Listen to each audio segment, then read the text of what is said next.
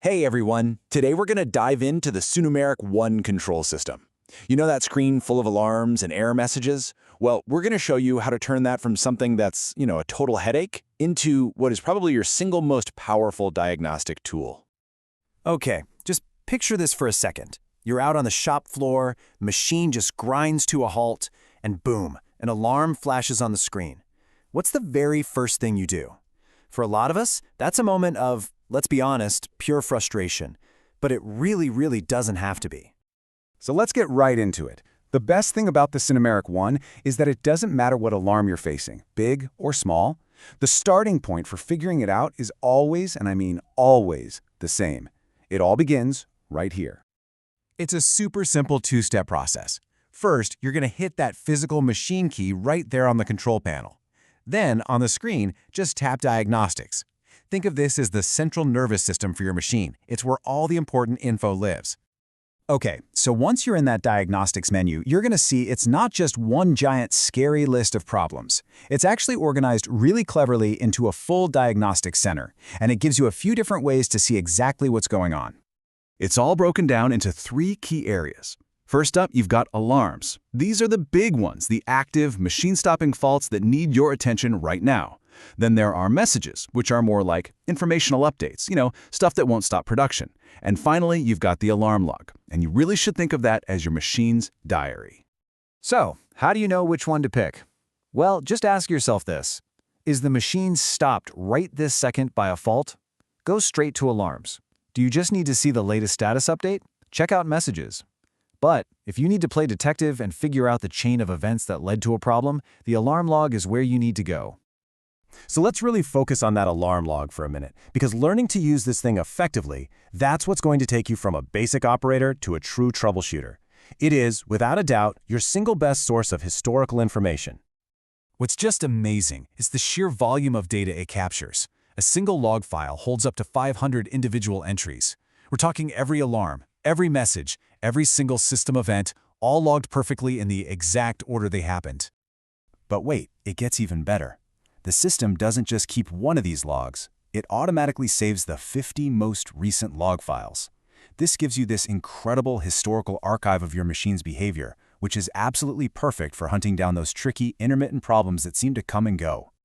And this is where the log becomes so powerful. You're not just fixing today's problem anymore. You're looking for patterns.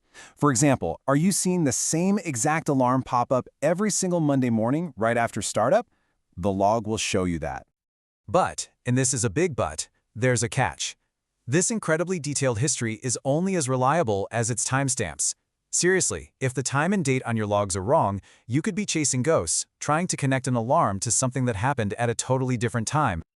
This brings us to a really simple but absolutely critical maintenance check: synchronizing the time. Making sure the control's time matches the real world's time is fundamental to having an alarm history you can actually trust. Here is a perfect example. On this machine, look at that. The system time is 4 minutes behind the actual time on the HMI's internal computer, the IPC. Now, if an alarm went off at 10:38, the log would incorrectly say it happened at 10:34. That small gap can cause some major confusion when you're trying to diagnose an issue. So how do you fix this? The good news is, it's really simple. From the main screen, just back out of Diagnostics and select HMI. Inside that menu, you're going to find the time settings.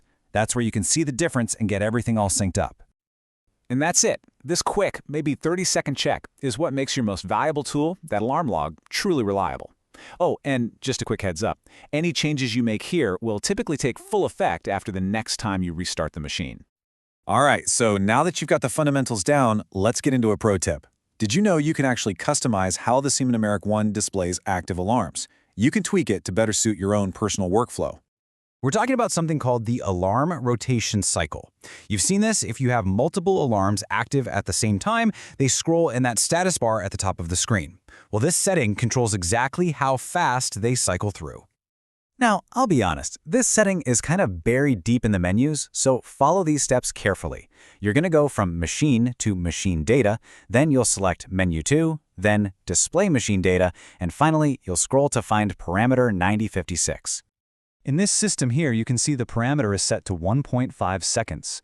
All that means is each active alarm will show up for 1.5 seconds before it rotates to the next one. So think about it. If you want more time to read each alarm, just make this number bigger. If you want to see all the active alarms more quickly, make it smaller. Simple as that. So let's just do a quick recap of the essentials. First, remember the Diagnostics menu is your command center for everything. Second, the alarm log is your secret weapon, your machine's history book. Third, keeping that system time accurate is absolutely non-negotiable. And finally, you can totally customize your workflow by tweaking that alarm rotation cycle. And that brings me to one final thought. Now that you know how to access and trust your machine's complete history, the goal can shift. You can go from just reacting to problems to actually predicting them. So the real question is, what patterns can you discover in your logs that might point to a future failure? Because that's the next level of mastering your machine.